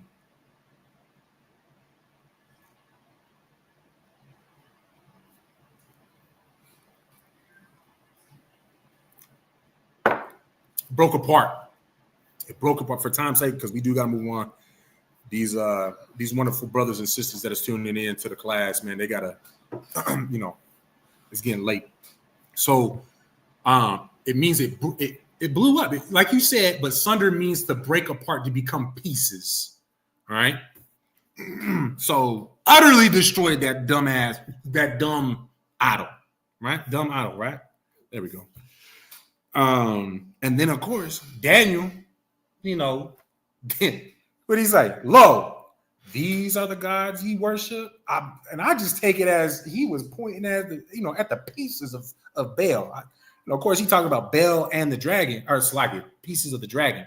Talk about Baal and the dragon. These are the type of gods that y'all worship. You understand? But me personally, like, look, pieces of the dragon. Like, I mean, what is this? Uncompact version of all your gods? Like, your God is everywhere, and not in a good way. You know what I'm saying? Verse 28. And when they of Babylon heard that, they took great indignation and conspired against the king, saying, the king is become a Jew, and he hath destroyed Baal. He hath slain the dragon and put the priests to death. All right. So y'all got to see how when you expose the truth about these false gods, not only does that idol crumble and fall, break into sunder, you understand? So does the king of that land. So does the people. You understand? Now they have no ruler. There is absolute dismay. They're all falling apart now. You understand? And rising up against their king. You understand what I'm saying? And just look at, you understand? Look at it. Look at the numbers when it comes to Christmas, the high holy, not the high holy days, like when it comes to the holy day. I keep saying holy, man, because the only thing I'm worried about is Hanukkah coming up. When it comes to these holidays that these heathens keep and whatnot, right? We are what keep them in power. We are what really keeps these holidays in circulation. Because ain't nobody serves better than the so-called Negro, Latino, and Native American man and woman. And they're pimping us out with that knowledge, knowing that, hey, just push these holidays and these people, will expend their entire check for a stupid ass Valentine's Day gift, for a stupid ass, for a birthday gift for some kid who don't deserve, for these women that don't deserve it. So lucky, listen to, get the pressure off these badass kids.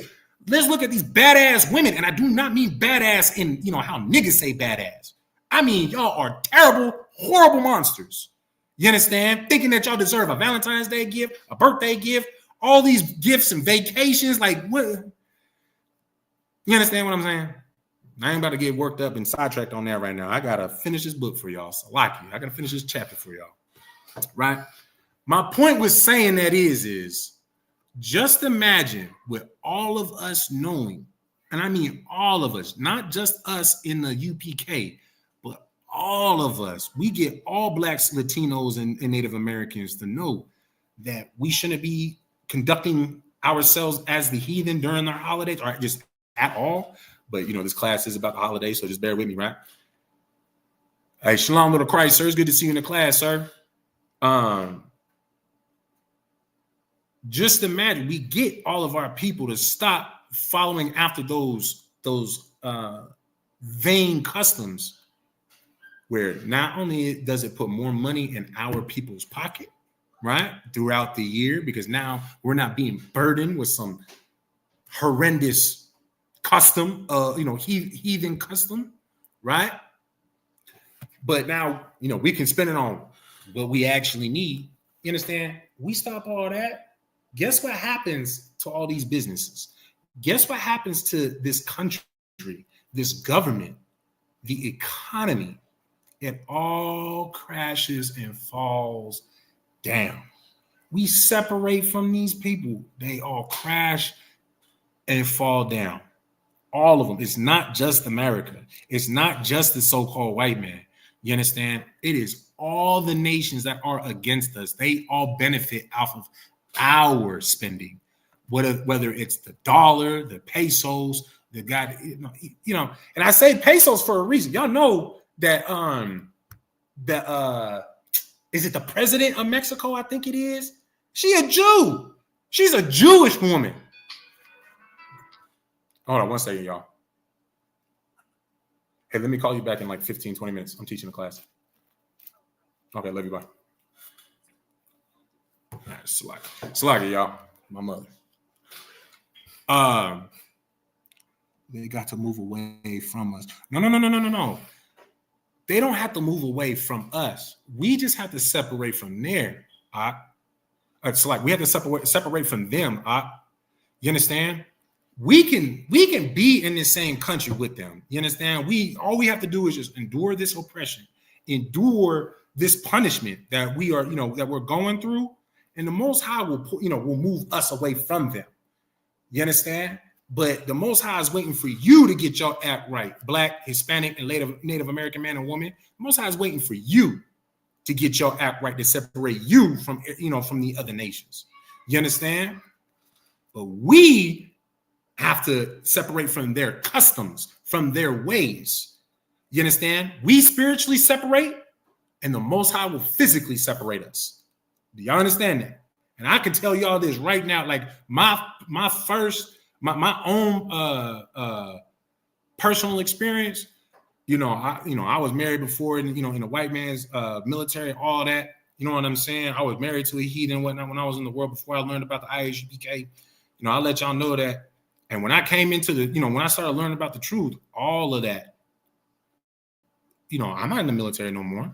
You understand? In fact, I get 100%, I get maximum benefits, all of that from the military. You understand? The Most High separated me completely physically from all of them, including that woman. You understand? The Most High separated all that physically, made that all possible to even do, because there's some people who can't leave the military because of whatever bond they may be in. You understand? Because I didn't join for patriotism. Like, don't get that twisted. I joined because of responsibility. I thought I had a kid on the way. Don't even mind. But anyways, President of Mexico is a Jew. That's crazy, bro. Not yeah. Did you just look that up? So it's the president is the Jew.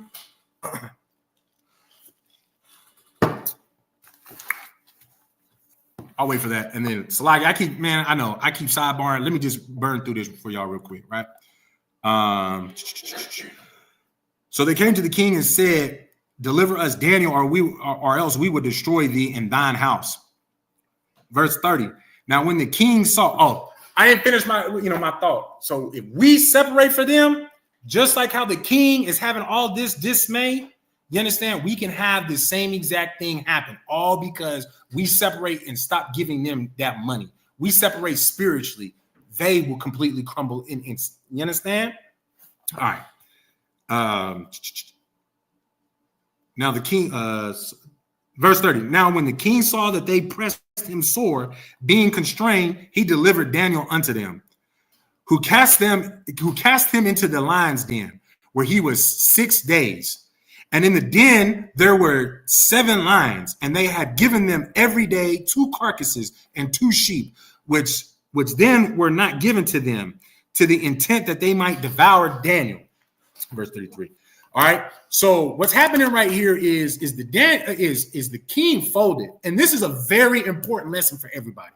You understand? Because Daniel was not the king's people. So of course, why would the king, put his life on the line, put his power on the line, his family on the line, for the sake of someone who's not even his people, let alone, you know what I'm saying, that doesn't worship his own God? You understand? Of course he's going to sell Daniel out. And this should be a lesson for all of us to know, for when you sitting there thinking that, that white boy at work, that white girl at school, whatever, she's so nice to me, he's so nice to me, they're good to me, they look out for me, man, when things really hit the fan, you understand? And things really get hot, listen, they will throw you under the bus. They will not go to bat for you. You understand? They'll sit there and claim they're Christians, they Christ-like, woo, but then throw you in the lion's den that quick to save their own ass. You understand? Quite frankly, the only men that you can find that will go to bat for you, to go to bat for your life, is here in the ISUPK under Commander John Yohana. You understand? I'm on sign Christ. So Leonard did look that up. She's a Jewish woman. Like I said, man. Anyways. Verse 33. Now there was a Jewry, a prophet called Habakkuk, who made pottage and had broken bread in a bowl and was going into the field to bring it to the reapers. But the angel of the Lord said unto Habakkuk, go, carry the dinner that thou hast into Babylon unto Daniel, who is in the lion's den. And Habakkuk said, Lord, I never saw Babylon, neither do I know where the den is. Then the angel of the Lord took him by the crown and bare him by the hair of his head, and through the vehemency of his spirit set him in Babylon over the den. Man, that angel grabbed him by the crown of his hair. Said, man, nigga, I don't give a damn what you say. This is what you gonna do. Matter of fact, I got you. Grabbed him right here and then boom, took his ass to Babylon like that. You understand?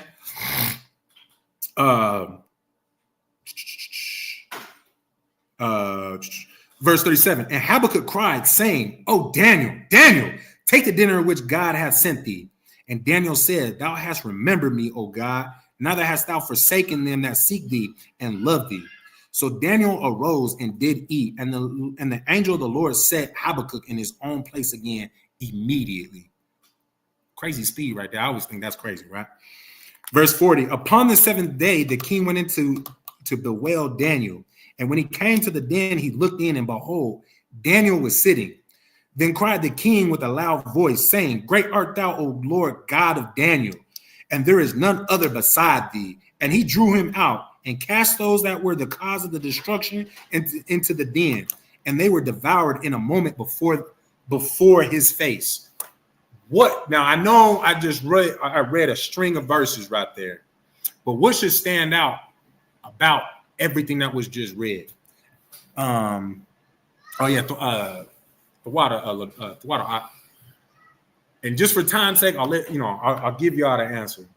You understand?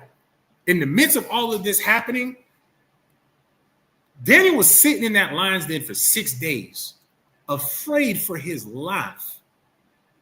There is, what did it say? 2 hungry lions. He's watching them starve these lions for 6 days. And these lions don't even press Daniel. They don't even try to lick him to get a scent. And in fact, if they try to lick him, you know what I'm saying? I don't know if y'all knew this, but cats have these cups on they're almost like miniature teeth on their tongues, where they're able to literally lick the flesh off of bone. You understand? So that's part of the reason, the term where that term lick you clean, lick the bone clean. That's where that comes from, because lions literally do that. You understand what I'm saying? Daniel was untouched by those lions the entire 7 days that he was in there. And on the 7th day of him just sitting in there in that corner, the Lord fed him. You understand? The Lord never forgot Daniel. The Lord never overlooked the fact that Daniel did what he was supposed to do.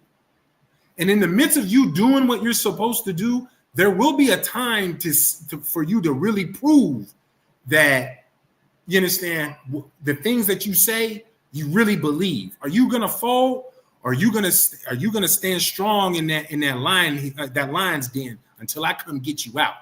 Because as we see right here, at the end of it, Daniel got bailed out. You understand? Daniel was fed by the Lord, and then hell, he got salvation from the Lord. Because the people that was, put him in that lion's den in the first place got utterly destroyed. They were eaten by those said lions. Y'all need to remember, blacks, Latinos, and Native Americans, men and women alike, the Most High God will do the same thing for you if you have that same faith, that same obedience that Daniel had for the Most High God. You understand? We are the ISUPK out of 1 West 125th Street, Harlem, New York, under Commander General Your Honor. I'm Preaching Officer 500 Iraq, and this is ISUPK Las Vegas, the Tuesday Brotherhood class. Make sure that y'all tune in to the Wednesday Law class and also the Thursday Scripture Breakdown class. And with that, men of Israel, Shalom, Yahweh Hashem Yahushai, Barakatham. To the sisters, Yahweh Shamar, Ilathah by Hashem Yahushai. And with that, class dismissed.